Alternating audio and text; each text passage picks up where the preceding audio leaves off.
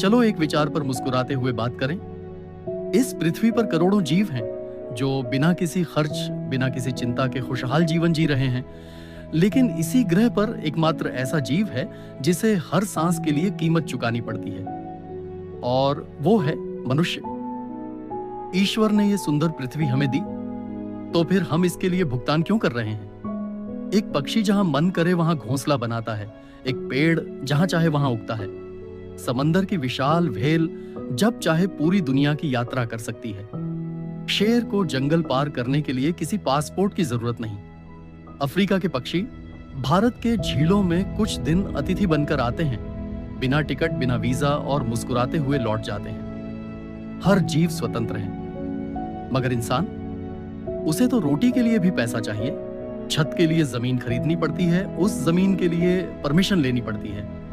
देश की सीमा पार करनी हो तो पासपोर्ट चाहिए, दूसरे देश में जाना हो तो वीजा चाहिए, यहां तक कि अपने ही देश में जीने के लिए हर कदम पर टैक्स देना पड़ता है।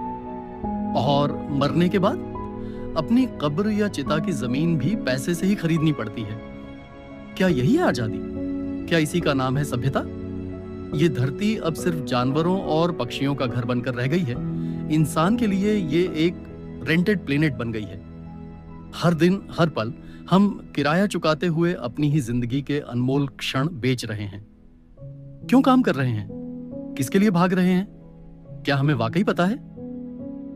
हमारे पास एक पल रुककर चांदनी रात का आनंद लेने का वक्त नहीं है, किसी पेड़ के नीचे बैठकर सुकून महसूस करने का वक्त नहीं है, किसी अजनबी की मुस्कान देखने का वक्त नहीं है। हम बस दौड़ रहे हैं, पैसे, स्थिति, प्रतिष्ठा के पीछे, और ये दौड़ जीवन के अंतिम क्षण तक जारी रहेगी। ईश्वर ने हमें यह सृष्टि बिना किसी शर्त के दी। हर पहाड़, हर नदी, हर हवा, हर धूप हमारे लिए थी। लेकिन हम ही हैं जो इसे जी नहीं पा रहे। हम जीवन का अनुभव नहीं कर रहे। हम केवल व्यवस्था में फंसे हुए हैं। जब इंसान खानाबदोश था तो आजाद था। जब उसने स्थिरता को चुना, वहीं से वो बंधनों में बंध गया। शायद वास्तविक जीवन वही था जहां कोई ताले नहीं थे, कोई बॉर्डर नहीं थे, कोई रसीदें और बिल नहीं थे। देखिए उन पंछियों को कितनी बेफिक्री से उड़ते हैं। उनमें कोई डर नहीं, कोई भुगतान नहीं। एक सच्चाई यह भी है, हम जिंदा हैं मगर जी नहीं रहे। कभी कभी लगता है वो कौवा हमसे बेहतर है। उसे घर की ईएमआई नहीं देनी पड़ती, दवा की पर्ची नहीं लेनी पड़ती। हम पैदा हुए थे अपनी दुनिया को महसूस करने के लिए, ना कि सिर्फ उसका किराया चुकाने के लिए।